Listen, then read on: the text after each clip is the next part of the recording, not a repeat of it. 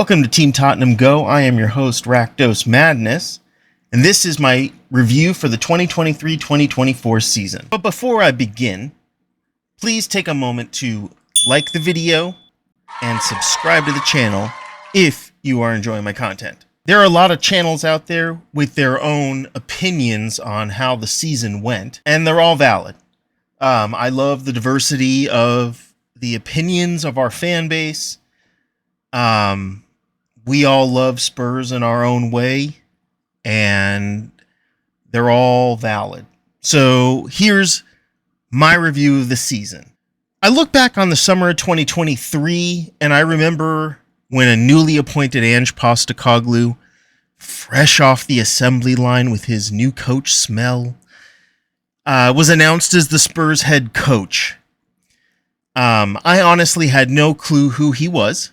And the only time, in fact, that I'd even heard his name was from Paul the Hotspur hippie, who had been talking about him all summer and wanting him for our club.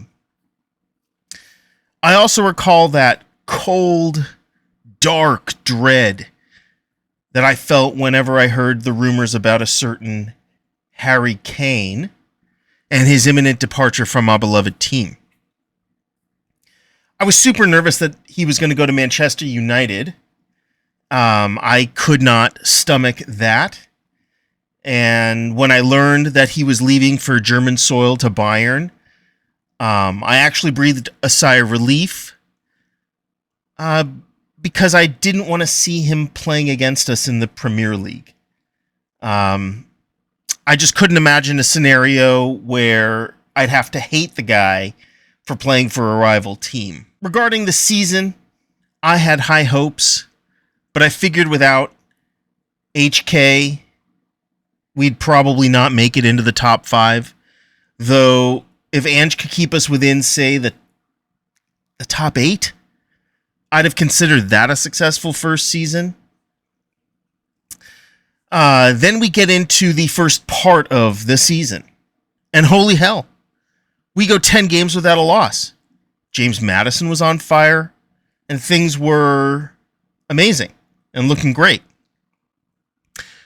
I can admit, though, I was actually very nervous about that type of success because there's always a fall off in form, and I was dreading the other shoe dropping.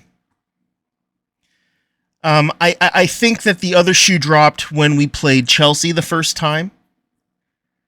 That was the turning point when we suffered our first loss of the season. And the catastrophic injuries to key players like Mickey van de Ven and Matters. And also, both Romero and Destiny were shown red cards, which just added salt to a very newly opened wound.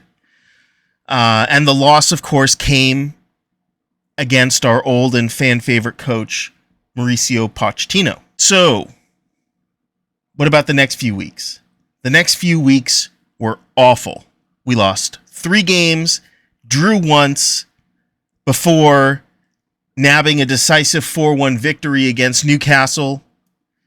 Insert big sigh of relief. This midsection of the season was, at best, uninspiring. Yeah, we won more than we lost, but the play was not super exciting, and we played like a newly born giraffe, kind of still wobbly and uncertain on our feet. So, though we are a team in our infancy of our rebuild, we certainly looked like a team at the start of our rebuild. I think that the most impactful and telling, and if I'm honest, embarrassing situation came in the latter half of the Spurs campaign when we were exposed as weak to set pieces in the North London derby. Vicario needed, and quite frankly still needs, to be more aggressive and stronger during corner kicks. Postecoglou has the boys setting up in this zonal marking system, which seems to confound and confuse our players rather than utilizing a more traditional man-to-man marking. I'm not a coach, so I don't want to get into a coaching discussion. As a fan, I can see that the zonal marking isn't working so well. So when Postecoglou came out and said that set pieces wasn't the big problem, it made me, and I think understandably, upset. And take it away.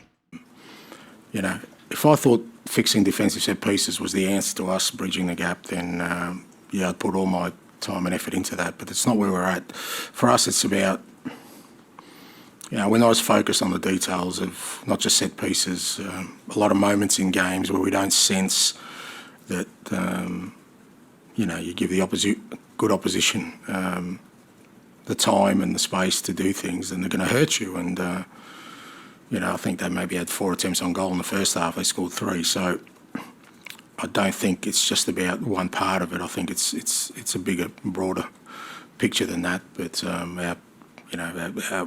defensive set pieces for those first 2 were very poor. So, but there's a lot more than that to fix. It was probably the only time I really disagreed with our coach. The goals we were giving away in set pieces looked terrible, and generally allowing the opposing players ample space to head in or otherwise score a goal. How could Postecoglou say that we didn't have a set piece problem? I guess specifically he said he didn't think that it was our primary problem, but it is a big problem. So our form at the end of the season really dropped off. The boys played like they were already 1 foot on a sandy beach somewhere, tropical, and not fully immersed in playing teams like Arsenal, Chelsea, Man City, Newcastle, Liverpool. So, yes, we beat Burnley and Sheffield United. Big whoop. We should always be beating Burnley and Sheffield United. But against Newcastle, we lost 4-0.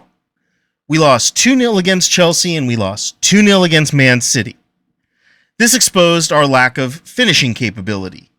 And I know for sure that Spurs needed Harry Kane.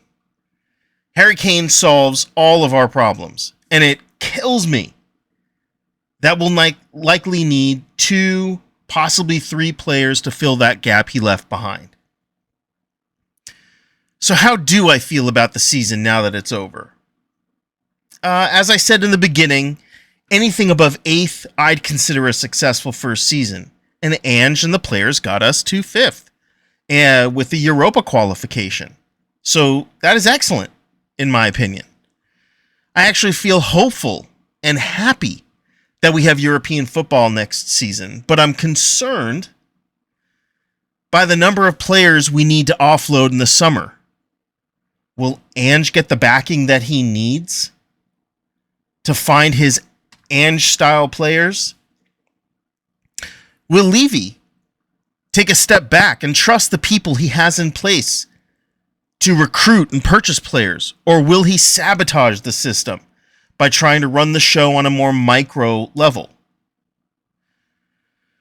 So there it is, my 2 cents on the season. Stay tuned for my next video, where I will give my opinion on the summer transfer window and who I want to leave and who I want Spurs to recruit. Again, please like the video, and I'd love to see your comments down below about how you felt the season went and what your feelings are on the whole, who needs to leave the team and who you'd love to see to come into Spurs. Thank you all, and come on you Spurs. Like and subscribe, and that's it.